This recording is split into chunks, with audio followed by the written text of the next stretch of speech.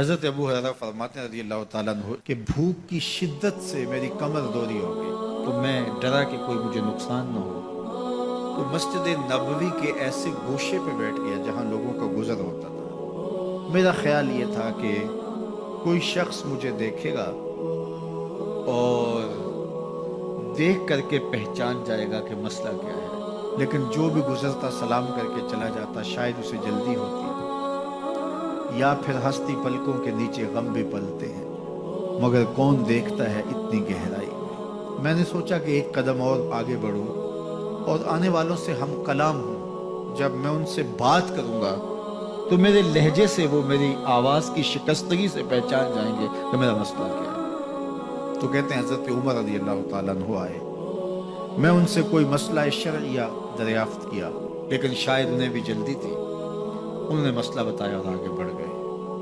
میں پریشان تھا کہ حضرت سیدنا صدیق اکبر رضی اللہ تعالیٰ عنہ آئے۔ میں نے ان سے بھی قرآنی آیت کے بارے میں سوال کیا، لیکن وہ بھی جلدی میں تھے اور انہوں نے بس آیت بتائی اور آگے گزر گئے۔ تو فرماتے ہیں کہ میں ایک عجیب کیفیت میں مبتلا بیٹھا تھا کہ ایک جانب سے روشنی اٹھی اور دل و قلب و نگاہ کا مرشد اولین آ گیا۔ تو کہتے ہیں حضور آ گئے، تو چونکہ میری عادت بنی ہوئی تھی کہ میں ہر آنے والے سے مسئلہ ہی پوچھ رہا تھا، تو میں نے حضور سے بھی مسئلہ پوچھ لیا۔ تو حضور نے میری جانب دیکھا اور پھر زیر لب مسکراتے ہوئے بولے، ابو ہریرہ بھوک لگی ہوئی ہے؟ میں نے کہا جی حضور مجھے بھوک لگی ہے۔ کہا میرے پیچھے آ جاؤ۔ حجرات اقدس کی قربت میں حضور پہنچے تو اہل خانہ کو آواز دی کچھ کھانے کے لیے ہے؟ تو انہوں نے کہا دودھ کا ایک پیالہ ہے۔ مجھے فرمانے لگے ابو ہریرہ وہ جو صفہ کے چبوترے پہ بیٹھے ہیں جاؤ ان کو بلانا۔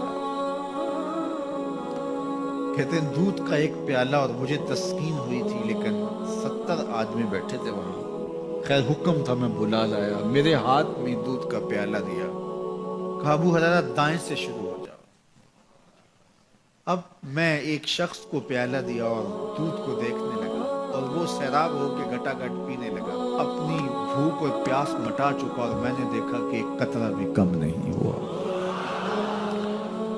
میرے اندر جو پہلے وسواس اٹھ رہے تھے اور مجھے جو احساس ہو رہا تھا وہ مٹ گیا۔ پھر میں نے دوسرے کو پیش کیا، اس نے بھی سیراب ہو کے پیا، لیکن دودھ ایک قطرہ بھی کم نہیں ہوا۔ پھر میں نے تیسرے کو دیا، چوتھے کو دیا، 70 آدمی دودھ پی، لیکن دودھ میں سے ایک قطرہ بھی کم نہیں ہوا۔